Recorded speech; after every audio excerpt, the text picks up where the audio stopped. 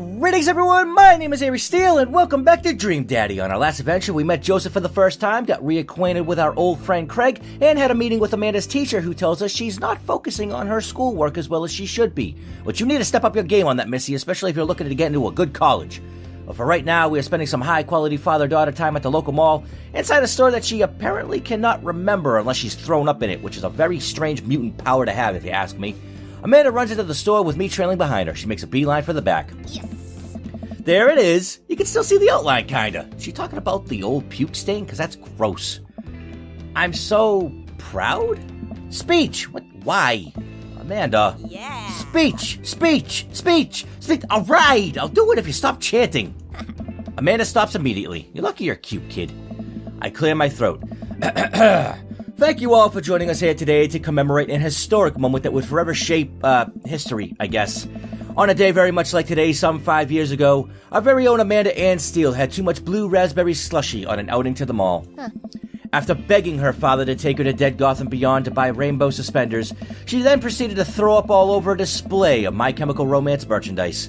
Her loving father then had to pay for said merchandise, which to this day remains among our possessions. Thank you. Amanda is moved. She begins clapping. Slow at first, then faster and more vigorously. Several other patrons turn their heads. One of them also starts clapping. I bow my head. Yeah. Oh, hey, chain wallets. Wow, Amanda, way to have ADD in the moment. While Amanda busies herself looking at band t-shirts, I try to find something of interest to myself. Not much for a dad to look at in a Dead Gotham Beyond, however. Let's see. Peruse the band t-shirts.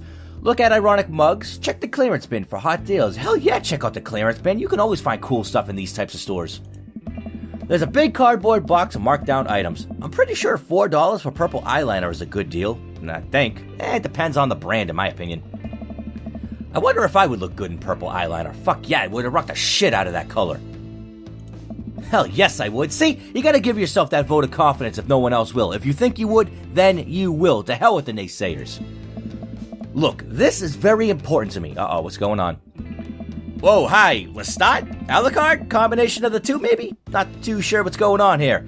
Kind of want to walk up to him, tap him on the shoulder, and be like, "Excuse me, sir, do you perhaps say blah, blah, blah?" And then he looks at you sternly through narrow eyes, and he says, "No, I do not say blah, blah, blah." I overhear a stifled argument over at the cash register. An older gentleman is carrying a garment and showing it to a bored-looking cashier with pink hair. Oh, this is the cashier. Okay, so since we're in a store that resembles a Hot Topic, we gotta be very stereotypical and non-conformative, and we don't care about anything in our life except for the color black because it matches our very soul. I can see that. I don't know what to tell you, dude. I just work here. What? Listen, when I bought this online, the website said this blouse was Victorian-inspired. However, when I received it, it clearly held the trademark of Edwardian dressage. Do you want a coupon? I can give you a coupon. Would you live if I give you a coupon? You're making me nauseous by breathing in your very existence. Is there a manager present? People have to know what they're buying. I am the manager, dude. God. I see. Well, it would seem that I have outstayed my welcome. Good day, shopkeep. Your superiors will receive a strongly worded letter by post. Blah. Whatever, dude. I don't really give a shit. I fucking hate this job. The man whirls around and storms out, his literal coattails trailing behind him. I can't tell if they are Victorian-inspired or Edwardian in nature. Amandian, wow, yeah, that's your name right now, Amandian. That's one hell of a slip-up. Amanda trots up to me with a t-shirt in her hand. Oh boy, here it comes. Hey, Dadtron 5000. Yes, I'll buy it for you. Wow, that was easy, thanks. At least it's only one this time, unless you secretly inhaled a green variant of a slushie and you want to proceed on puking in a 360 fashion, in which case I'll have to run out of the store screaming for an exorcism. Amanda plops the shirt onto the counter and grins at the cashier. I love your hair. The cashier says nothing and rings Amanda up, radiating hatred. Wow. I hand her a 20. So what was that guy's deal? The cashier rolls her eyes so hard I'm worried she'll pull something. Jesus. Angsty much? That's Damien. He's in here all the time. He's obsessed with Victorian fashion or whatever. Again, I really don't give a shit. She hands Amanda her bag and it's clear the conversation is over. We make our way out of the store and head home to get some rest. Amanda and I sit on the couch trying to find something to watch over bowls of ice cream. Ooh, what kind of ice cream? I like pistachio, personally. Oh, cool, Long Haul Paranormal Ice Road Ghost Truckers is on. Your favorite, right? Wow, that is a mouthful for a TV show. Oh, hell yes. They have to make it over the Canadian tundra before the ice road melts, but also, they're hunting ghosts. Also, the trucks are haunted. This is an episode I've already seen, but it's one of the best. Caleb and Flint Dogbone. Wow, those are a couple of names right there. The twin brother truck driving and ghost hunting duo find themselves in the greatest peril yet. Oh no, the ghost done got control of the truck. I can't steer on them damn ice roads. Let me use this EVP meter to try and communicate with them there spirits. Flint, we're about to die, you dumb son of a bitch. I almost got it. If you listen carefully, it sounds like a saying, you're gonna die, you dumb son of a bitch. That's because we are about to die, you. This is art. The episode ends and Amanda excuses herself to go start arguments on the internet. Engage shitposting. I stay up a little longer, curious about the exploits of Caleb and Flint Dogbone after their disastrous ice road accident. Afterward, I crawl into bed and get a good night's sleep. Don't trust anyone who likes their meat well done. Hey, I like my meat well done. I'm very trustworthy. What the hell kind of tip is that? It's very close-minded. You sons of bitches. Morning, sleepyhead. 5 more minutes. You have never let me have 5 more minutes, so get up. Fine. We have cereal for breakfast and spend the morning putting together furniture. Amanda is much better at interpreting the tiny manuals. We're able to put together a few shelves and one desk, but I'm pretty sure it was supposed to be a bookcase. So, you excited for the cookout today? Oh, that's today's sweet. It's about damn time. I've been looking forward to this since Joseph invited us. Excited to beef up my grilling skills. If there's food, I'm excited. Why wouldn't there be food? It's a barbecue. Who the hell holds a barbecue? It's like, yep, sorry, we got no food. We just wanted to gather everyone in one collective spot so you can all be forced to socialize with each other. I will say if there's food, I'm excited because I'm always excited for food. I'm all over those terrible store-bought sugar cookies that everyone brings to parties. Yeah, those are bad. Which means there are more for me. Don't you want to meet some of the people in the neighborhood? I'll probably end up standing uncomfortably in the corner with a plate of food and hope that nobody talks to me. Dad, you're a beautiful work in progress. We'll get that butterfly to emerge from the cocoon. The social butterfly. Well, we better start getting ready. We definitely don't want to be late. What? No! We have to be fashionably late. Who shows up to a cookout on time? You know what? We're going early, just because you said that. I head out the door and Amanda reluctantly follows. We walk across the street to Joseph's house with a store-bought veggie plate. I'm a terrible cook if it doesn't involve a grill. I guess we're not as early as we thought we were. Joseph's backyard is already packed with people and the smell of hot dogs wafts through the air. Small children run through a sprinkler and adults chat in small clusters. I set our veggie plate down on a table next to 2 other veggie plates. Hey, there's Joseph. I wave to get his attention. The moment he sees us, he jogs over, arms open wide. Welcome, I'm so glad you 2 are here. And you brought veggies. Oh, how lovely. You're just as boring as the other 2 people that brought theirs. Let me introduce you to my family. Kids, come over here. This is Chris, my eldest. Yeah, we've had the pleasure before. Hi. This is Christian and Christy. They're twins. Jesus, not them again. Yeah, we've had the pleasure also. I want to thank you 2 for not stabbing me and or my daughter the first time we met. Please don't do it now either. They stare creepily and say nothing. Then, of course, there's our youngest, Krish. What the hell kind of name is Krish? Wait, where is Krish? Maybe Mary put him in his crib. Oh, and how could I forget my lovely wife, Mary? Wait, so it's Mary, Joseph.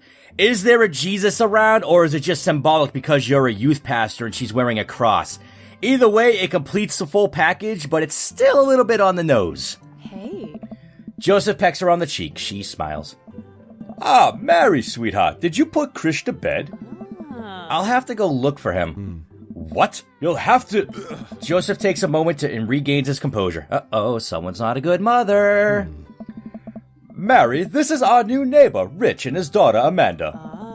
I'd shake your hand, but I have a glass of wine I need to tend to. Wow, snood. I love her.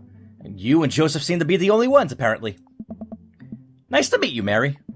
Charmed. Well, I have to go over there now. Wow, bitch. Bye, Felicia. My wife has a wonderful sense of humor, if that's what you want to call it, Joseph. Are you in denial? But please, you two enjoy the barbecue. All the guys are really excited to meet you. Here, let me introduce you around. This is Robert. He lives just across the way. A haggard man nursing a glass of whiskey eyes me up and down. Oh, hey, it's the guy that was staring at us in the coffee shop. I remember you. Hey, I'm Rich, and name only, not in finances. It's nice to meet you. He takes a long swig of his drink. Charmed. Yeah. Rich and his daughter just moved in next door. Cool. If you ever need recommendations on where to get a drink in this town, Rob's your man. I told you not to call me Rob. It's Robtron 5000. Remember the name well. Oh. Right. Got it. Robert ambers away without saying goodbye. He's not really a people person. Oh, I'm sure he is. He's just got a soft nougaty center. You just gotta find it. Wow, I think I've actually met everybody else. Great! I bet you're excited to get to know everyone better. Hope you both enjoy yourselves. Amanda and I mill around and try some of the food spread out on the table. I pick at some deviled eggs. Amanda grabs a small paper plate and immediately begins piling it with baked goods. I don't want to have to make friends. Come on, Dad. Who are you going to party with when I go off to school? But I don't want to have to do pleasantries. Dad. They're going to talk about weather. Ugh. Go. Do it. Make a friend. But how could I possibly abandon my only child at a social function? That's bad parenting. This plate of cookies is my due, Dad. Bye. Amanda. Been outdone by a plate of baked goods. I'll never be able to come back from this. Amanda shoves me into the center of the yard. Well, here goes nothing. I look around the party and I'm surprised to see some familiar faces. Isn't that the barista from the Coffee Spoon? Oh yeah, Matt. What a cool guy, and mysterious, and the shadows still encompass the garrets of his cheeks. He's so deviously handsome. Didn't that guy throw a frisbee at my head? Thank God it was made of plastic. Isn't that the guy who was throwing a fit in Dead Gotham Beyond? Isn't that Amanda's teacher? Hey, I know Craig. But wait a second. All of these people live in our cul-de-sac? That can't be right. I'd better investigate. Diabolical. Let's see. Talk to Robert and Brian. Talk to Matt, Hugo, and Craig. Talk to Joseph and Damien. Burger time!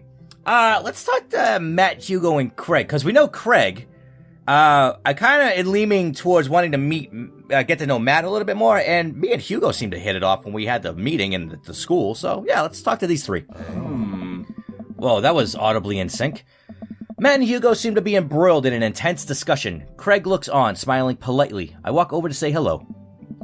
Well, I don't think it's fair to try and compare two art movements like that. Periods in art only exist because they're a unique byproduct of the social and political climate in a time and place, and to try and take something like, say, the Rococo period and compare it to postmodernism in America, you're completely disregarding the context in which a work of art is created. Hugo, what the fuck are you talking about? Jesus Christ, my mind just melted halfway there. Matt and Hugo seem to be so busy talking that they don't notice me. Craig leans in. Dude, I have no idea what's happening.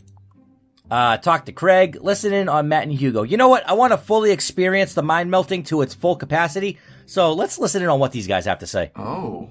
That kind of comparison just eliminates the reason art movements are so important in the first place. You're not wrong, but I think there's no harm comparing one work of art to another. You could definitely say one painting is better than another if you're evaluating technical skill, but from a purely formalist standpoint. If I showed you a Matisse and then something by the Dutch masters, which one would you say shows more technical prowess? Nice. I am so lost right now. I should have worried glance over to Craig, who returns it. Well, sure, you could say that the Dutch masters are technically more skilled, but I would argue that while the Dutch masters were better painters, Matisse had better paintings overall. I have no idea what you guys are talking about. Well, that's very subjective. Art is dead. No, art is not dead. Art is very expressive and still alive to this day, goddammit. I'm an artist. That hurts to even think of that.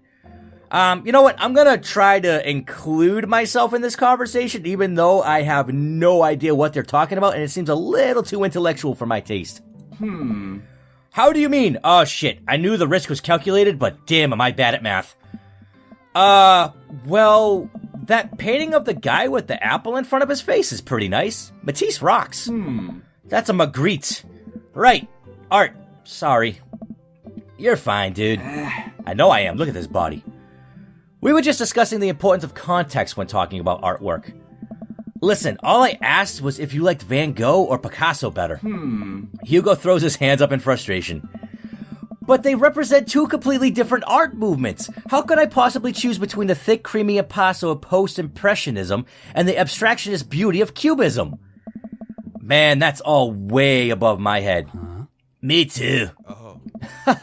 It's all good, man. The cool thing about art is that we all perceive it differently. A single piece could have a totally different effect on each person that looks at it, and that's awesome. Matt, I knew there was a reason I liked you. I totally agree with him on that.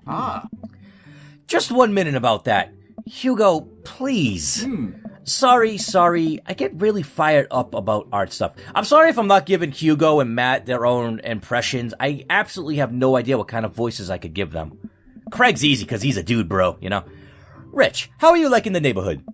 It's pretty nice. Everyone's been super friendly. I feel like that's my go-to response every time someone asks me that. Seems like your daughter's fitting in just fine. Matt points across the yard to where Amanda, Daisy, and another girl are playing. They're all sitting cross-legged in the grass, picking weeds and weaving them into little flower crowns. It's pretty adorable. The girl I don't recognize jogs over to us. What is it, sweetheart? Oh, I like her. She kind of reminds me of Riri. Riri Williams, Ironheart, Marvel Comics, anyone? No, just me? Okay. It's a flower crown. I thought you'd look cute in it. Well, there's only one way to find out. Matt takes the flower crown and places it on top of his head. Am I cool now? You know what? I love it. You're adorable. It completes the full aesthetic. It's so you. The girl stares at him, thinking it over. Nope. But you're slightly less uncool than you were before you put it on. Ha! Hey, Rich, this is my daughter. Hello. I'm Carmencita. Wow, that's a very unique name. Why not just go with Carmen? I mean, I'm not complaining, but I like it. Amanda comes over with Daisy in tow. Dad, look, I'm making friends. Don't you do this, Amanda. I know where this is going. Are you making friends? You better be making friends. Amanda, goddammit. You're lucky you're cute. Yeah, actually. Amanda, you remember the cool barista from the coffee shop and my old college friend and, your teacher? Oh, hi, Mr. Vega. I didn't realize we were neighbors. Yep. You still gonna get me that overdue term paper? Amanda, an overdue term paper? What have you been keeping from me? Great seeing you. Amanda finger guns her way out of the conversation like a champ. Oh, I'm so proud. She learned the finger guns move from me. I'm very proud. Hey, I just said that. She's definitely a charmer. Speaking of which, where did my son go? So there are sons in the neighborhood. Hugo looks around the party. He must finally spot him because his eyes go wide. I mean, it's not that big of a revelation because Hugo says he has a son because Joseph introduced us to his children and we met them before the cookout. But it's just, it was so weird that we got introduced to so many daughters at first. Ernest Hemingway Vega, are you smoking? Isn't Ernest Hemingway the name of an actual person? I can't place it to who it is, though. Ernest is holding a lit cigarette. Uh-oh. Nope. I see Ernest across the way. He casually takes a long drag of his cigarette and then flicks it into a gutter. Unbelievable! Excuse me. Hugo marches over to Ernest and I turn my attention to Matt and Craig. Kids, right? That's not really an excuse in this moment. Man, I do not envy Hugo. The last barbecue we had, Ernest tried to shove a sparkler down Joseph's pants. Nearly burned down half the yard. Dude, I want to get a replay of that happening, because that sounds hilarious. And the barbecue we had before that, he actually burnt down half the yard.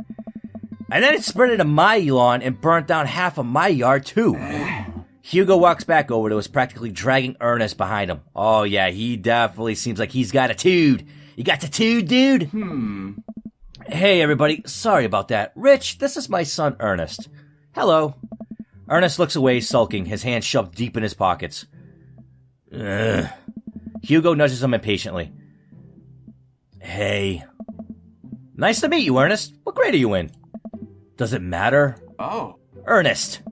Okay, I'm in 8th grade. God, are you happy now? I'm sure you were just dying to know. Dude, you need to pull the stick out of your ass. Yeah, good for you. Oh. Can I go now? I'm tired of talking to old dudes who blame my generation for the failing economy. Even though in reality it's the opposite way, but that's a topic we're not going to discuss. Ha ha ha ha. Politics. Ouch. Ernest. Oh yeah, because I'm totally embarrassing you. Ernest puts earbuds in and storms off to stand in the corner. Well, that was certainly something. He seems nice. Hugo puts his head in his hands and sighs. Oh. I'm so sorry. He's having a really tough time. He's just an angsty teenager. As much as I want to be the cool dad, I have to be the authoritarian dad, and he clearly resents me for it. Dude, it's fine, Hugo. Don't sweat it. It all depends on how you use your ruling authority. Mm-hmm. I mean, I think as a dad and a teacher, that's about as authoritarian as you can get. Honestly, are any of us cool dads? Is it even possible to be a cool dad? What? I'm cool as a cucumber. Oh. See, that right there? You can't say that. Oh. My kids think I'm cool. But for how long, Craig? How long do we get to be the cool dads? Oh. I don't know. Hey. I think we just have to accept the fact that as dads, we become the machine we once raged against and accept our fate as unironically wearing socks and sandals. Your kids may think you're cool now, but the moment they hit puberty, you're doomed. Well, Amanda is 18, and she's already going through puberty, or pretty much already out of it. Ernest seems like he just got hit by like a truck. His face looks like a pizza. Amanda's 18, and she still thinks I'm cool. Mm-hmm. I yell across the yard to my daughter, oh no. Amanda, I'm cool, right? Amanda just laughs. She keeps laughing. I see your point. As much as we all want it, I don't think it's as important to be a cool dad as it is to be a good dad. We can't all be best friends with our kids. It just doesn't work. I mean, look at me and Ernest. Again, Hugo, you can have best of both worlds. You just have to know what you're doing properly. You gotta show that tough love, but you gotta show them that you really care and they can have a good time. Our job as parents is to make sure our kids turn out okay. Yes, that's priority number 1. Yeah, you're right, but it'd be nice to have it both ways. Matt, you can. Seriously, you just gotta know what you're doing. Hearing these guys talk about this makes me think of my relationship with Amanda. We get along so well, but there might come a time when it won't be like that. Is college when that happens? Oh. Hey. Don't let us eat up your time, Rich. Go meet some of the other people around the neighborhood. Alright, let's see. Talk to Robert and Brian. Talk to Joseph and Damien. Burger time! Let's talk to Robert and Brian. I glance across the yard and notice Robert and Brian chatting over drinks. Man, I don't think I want to deal with being one up by Brian right now, but I guess I could live with learning more about Robert. Oh no, they caught me staring. Oh no, Brian's waving me over. Shoot. I flash a smile and walk over to him. Hey, guys. Hey. Rich! How the heck are you? Settling in the neighborhood all right, better. Oh, you betcha. Got the living room in order, at least. Hey. That's great to hear. I've been doing some living room work as well. Finally got the 50-inch in there. The game looks great in high def. God damn it, Brian. Oh, boy. Rich, have you met Robert yet? Yeah, like 2 minutes ago. Yeah, we've met. Briefly. Robert regards me over his whiskey. Good seeing you again. We were just talking about my most recent camping trip, but spent a night out in the woods with Daisy and Maxwell. She's definitely an outdoorsy one. Even got her first fish. Oh. It's good to see you taking your daughter out like that. I bet she loved it. Oh. And it's great that she loves the outdoors. Mine loves being inside. Brian raises his eyebrows at me. Being inside, making art. She won a local competition for that art. Yep. Oh. Did I just put it on too strongly? Robert stares at me blankly for a second. Hey. Anyway, I haven't gone camping in years. It's not since the last time. Ugh, sorry, too much whiskey. Same here. Well, things change once you have Wait, what happened the last time? Oh. Robert takes a long sip of whiskey. Well, old Johnny Boy and me were out in the back. We're out in the back country. Johnny Boy's a strong kid. Met him in my army days. Comes from Kansas. They build him tough out there. Anyway, Things go south pretty quick. Johnny Boy breaks his ankle when the rope bridge snaps. You can see the bone popping out through the skin. That's called a compound fracture. Johnny Boy screaming out, crying for his mama, losing blood. We're 2 days out from the next living soul, and here I am with my dear friend bleeding out in front of me. I'm able to dress the wound, but now I got a fireman carry a 6 foot, 180-pound man over some of the toughest terrain I've ever been in. I won't lie to you. There were moments during those 2 days where I thought about leaving old Johnny Boy. But you build a bond with your brothers in arms, and that bond never breaks. I got that boy back to civilization, but I lost some of me out there. I guess that's camping for you. Brian and I stare in disbelief. Robert takes another long sip of whiskey. I'm just kidding. My friend John and I went inner tubing down a river and he lost a flip-flop. Missed that kid. Brian and I start laughing nervously. Oh, this guy's a psychopath. Or am I kidding? Brian and I tense up again. I'm kidding. God damn it, Robert. Phew. Amanda and Daisy barrel up to us, laughing. Daisy is holding a paper plate in front of her like it's a steering wheel. Okay, they're playing haunted truck people, redneck guys thing that we watched earlier before we came to the cookout. We gotta get off this haunted truck. Oh no, the ghost locked the doors. Quick, hit the emergency escape button. But trucks don't have emergency escape buttons. Then hit the brake, I guess, and then we'll come out of the truck and make sure you grab that there raccoon, cause he's our new friend.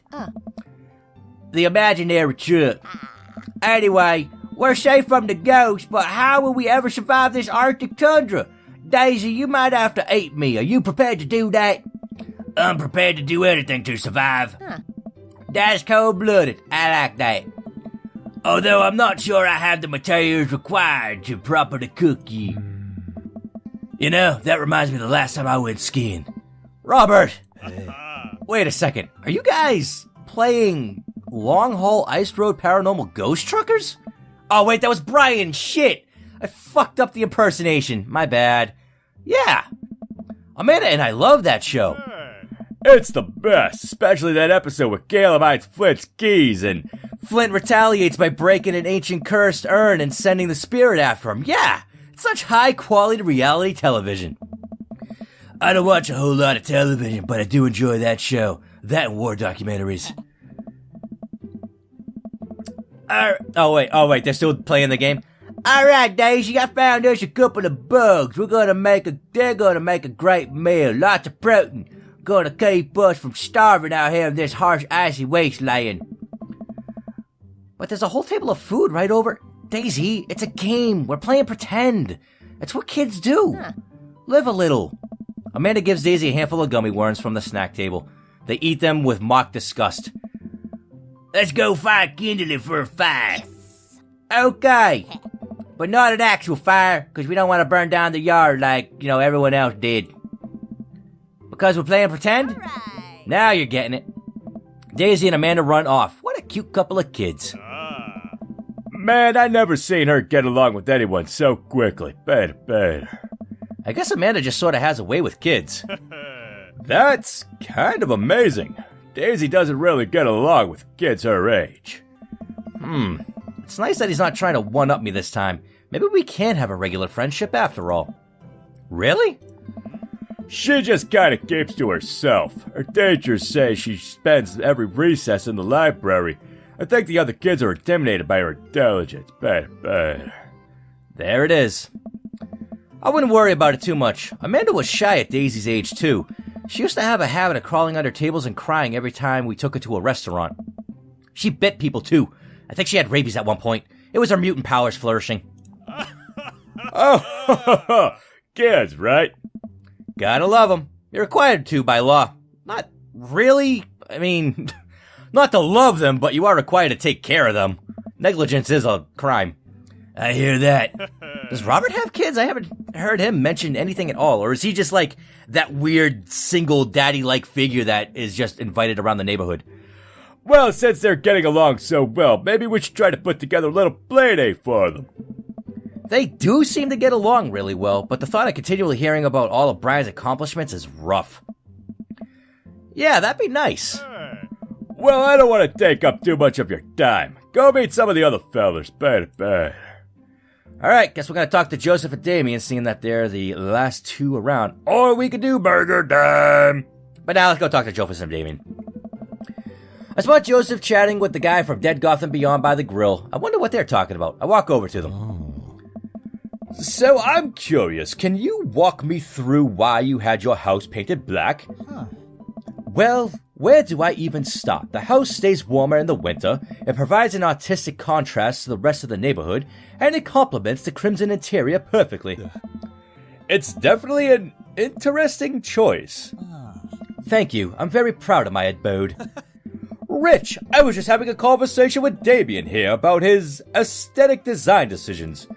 Damien regards me up and down with a warm but critical eye. How do you do? I don't believe I've had the pleasure. I think I saw you in Dead Gotham Beyond the other day. Damien's face turns bright red, which is an accomplishment considering on how pale he truly is. I must apologize for my behavior on that day. You see, I take the goth lifestyle very seriously, and to be caught in a ruse by such a corporation as Dead Gotham Beyond was profoundly frustrating indeed. I hope you know that while my anger may have been justified, it was no such way for a gentleman to act. It's okay, man. Do tell me about yourself. Are you new to the area?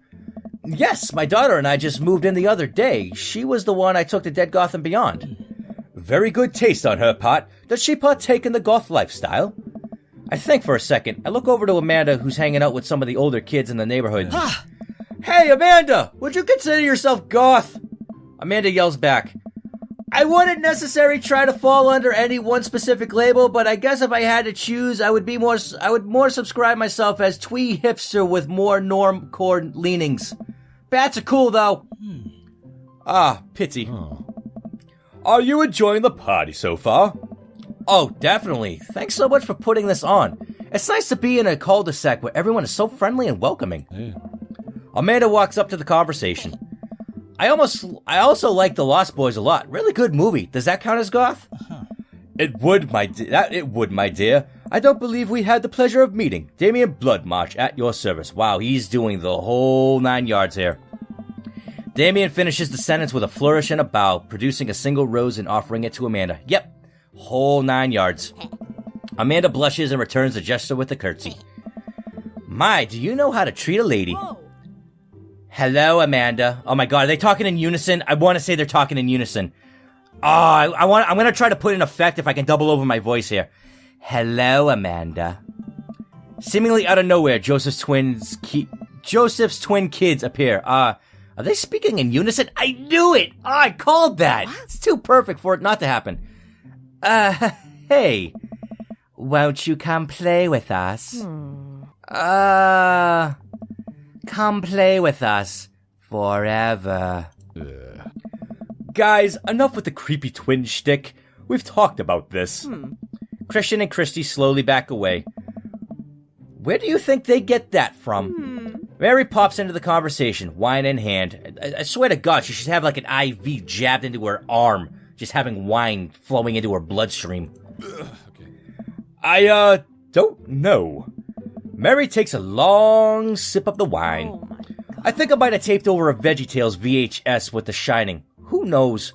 It's 2017. Who the hell still uses VHS? She takes another sip of her wine.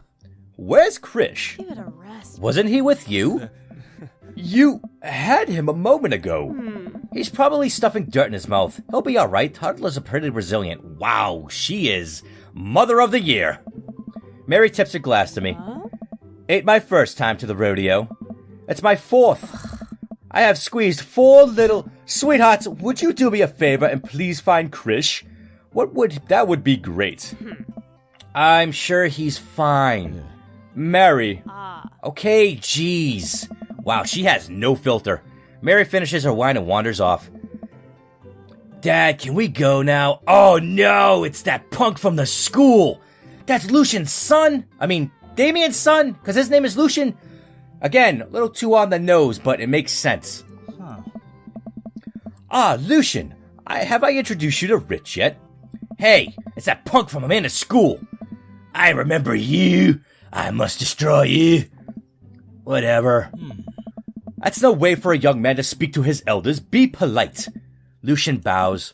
Whatever, sir. Lucian bows again. Mr. Christensen, may I have a veggie burger, sir? Coming right up, bud. Are you a vegetarian? Yep. Make that 2 veggie burgers. Did you know that some people in the Victorian era were vegetarians? They described carnivorous-type people as bloodlappers. Dad. That's really interesting, Damien. Joseph turns to the grill. Just a hand of a tattoo peeks out from underneath his sleeve. I can't believe I didn't notice it before. It looks like the bottom of an anchor. Ooh, was he a Navy man? Whoa, is that a tattoo? Whoa. Yep. I wasn't always a youth pastor, you know. That's so cool. Want to see mine? What? Lucian pulls back some rubber bands, revealing a lopsided 666 in black ink. My buddy gave me a stick and poke tattoo last week. I think it's healing up pretty good. Lucian! We'll talk about this later. That's pretty cool. What's the significance of the tattoo? I don't know. I just thought it looked sick. Well, in my opinion, the only reason you need to get a tattoo is because you want one. Careful though, that number carries weight. I was gonna say, Joseph should recognize that right off the bat being a youth pastor. Come on, man. All this is being a little too on the nose. I'm still gonna keep to my conspiracy theories in this neighborhood. Man, Joseph is way cooler youth pastor than I thought. I just figured youth pastors popped out of the womb with a Bible. I wonder what he did before preaching. Oh. And without further ado, let's work some magic. Alright, I'm actually gonna leave it right here. It seems like Joseph's gonna flourish some of his grilling skills here. And we're gonna actually eat some pretty damn good food. But this is cool. I'm really enjoying this game to the fullest. And I'm like that we're getting to know the other guys a little bit more in depth. And I'm still leaning towards Matt because with that conversation with Art, that kind of hit home because I'm an artist myself. But anyway, I'm going to pause it right here. Thank you all so much for watching. If you enjoyed this video, then thrust your mouse upon that like button. Keep playing it awesome, and I will see you all on my next adventure.